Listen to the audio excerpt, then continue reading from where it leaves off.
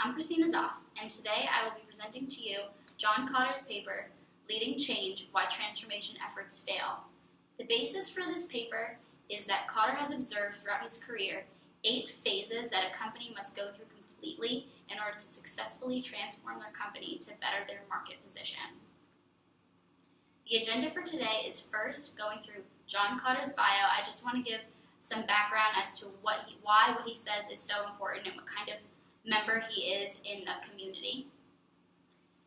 The second thing I would like to do is go through Kotter's 8 errors for these phases. He says that there is 1 error per phase that will critically fail a transformation effort.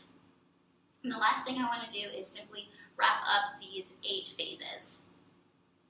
John Kotter is currently a Harvard Business School faculty member. He is a Harvard and MIT alum, and from the Harvard Business School website, he is the foremost speaker on the topics of leadership and change. They believe that he is the premier voice on successfully transforming a company. He also co-founded Kotter International, which is an organization that focuses on global 5,000 companies and gives them ideologies and methodologies on how to successfully transform their company on a larger scale. The first error that Kotter mentions is not establishing a great enough sense of urgency. So this all starts when a group of people has an idea of where they want their company to go, what kind of change they want to implement. And they got these ideas from lots of data analysis. They've done their homework and they've figured out where their industry partners are and where they are. And they want to fill these gaps and better their position in the marketplace.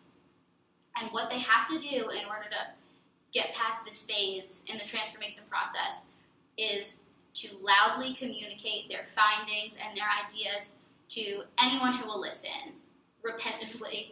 They have to tell all of their management, all of their employees that this is the direction that we want to go. And if they don't do this, this will fail. Kotter estimates that 50% of companies will cease transformation efforts here because they don't communicate well enough. And he believes this is due to a lack of leadership. And he says that if you can get at least 85% of management to buy in, you'll have enough communication to move on in your phases. The second error is not creating a powerful enough guiding coalition. So you need a group on your side to get this communication done and to have a strong enough voice to move on with the transformation effort. We have our leader from the first phase. We have our leadership that's at the core of this coalition. You're obviously going to have members from management on this coalition. But what you also need to get is you need to branch out to different kinds of people. You need to get your board members on. You need to get union leaders to participate in your coalition. And you could even get some key customers that will voice opinions for you. The key characteristics of these members of your coalition are they have to have reputable titles, they have to have reputations that are strong and recognizable, and they need to bring some kind of information or expertise to the table, and they need to have strong relationships. The third error that Kotter mentions is companies lacking a vision. If this coalition doesn't have a vision, you can't continue with your process because you don't have a direction of where you're going. So what does a vision do?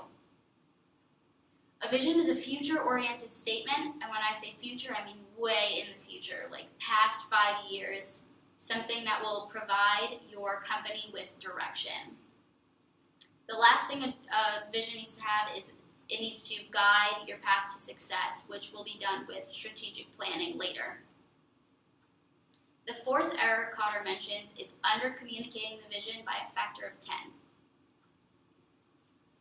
Kotter mentions 3 patterns of failure in this phase. The first pattern is your leadership will hold a single meeting with your employees to convey your vision. And this is under-communicated significantly. The second pattern is the leadership will hold a few speeches to employees to convey the vision, which is still not enough communication.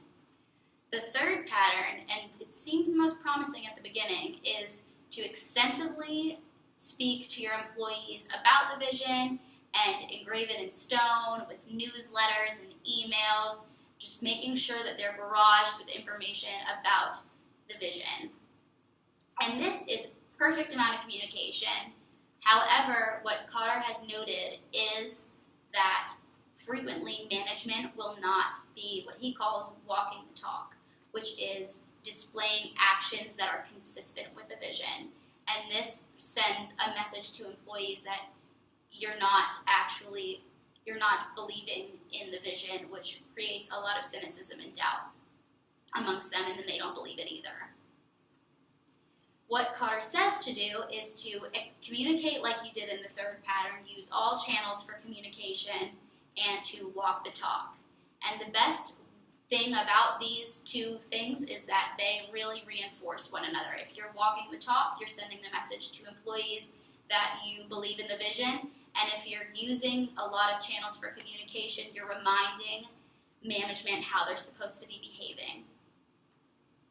The fifth error is not removing enough obstacles to the vision. And what Kotter means by this is employees, when changes are implemented, they sometimes have a feeling that there's an elephant in the room. They're being blocked by something to implement the changes. And the first thing that Kotter mentions could be in their way is their own head. He says this doesn't happen that frequently, though. It's more likely it's one of these other options. He says organizational structure is a factor. It could be narrow job categories that are hindering the progression. It could be compensation systems. So if you are not incentivizing your employees the right way to implement these changes, that this could be blocking the progress. The last thing and the most important thing Kotter mentions kind of goes back to the last point, the last error, is bosses who won't change. If you have management that isn't walking the talk and isn't reinforcing changing the vision with their employees, the employees aren't going to be able to focus on the change either. Error 6 is not systematically planning for and creating short-term wins. So the example Kotter gave for this is he observed a company that one time implemented a change and just a few months later rolled out a product that they knew would be very successful, just so people associated that success with the change. And this is really important for people to do because it keeps up the morale and interest amongst your employees. It keeps that sense of urgency up, and it shows improvements in your company because of the change, which in turn builds credibility to your change. The seventh error is declaring victory too soon. Kotter says that initial changes, there's a large gap between initial changes and company-wide adoption. He estimates that it actually takes 5 to 10 years before a new culture can actually root in a company.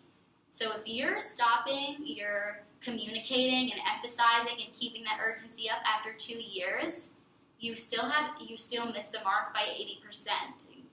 And this will prevent you from being able to move on, because what you'll actually see is all of your changes will fizzle out within 2 years. There won't be anything left. The eighth error is not anchoring changes in the corporation's culture. Kotter says there are two main ways that you can make sure to anchor this change. The first is to consciously show employees how the new approach has paid off. So this goes back to communicating. Employees want to know that what they're doing is paying off. They need to be explicitly told the links between the behaviors and also the success that you're having because of the change. The second is to ensure that top management is personifying the new approach. This goes back to preventing those obstacles from being blocking. And Kotter mentions that the best way to do this is to change your promotion requirements to have people that are living and breathing the vision. So to review, The Kotter's 8 phases that a company must go through in order to successfully transform change is to create urgency, build a strong coalition, create a vision, communicate a lot, remove obstacles, create short-term wins, hold off on victory declaration, and to anchor cultural changes. Thank you so much, and I hope you learned a little bit about transforming a company's culture.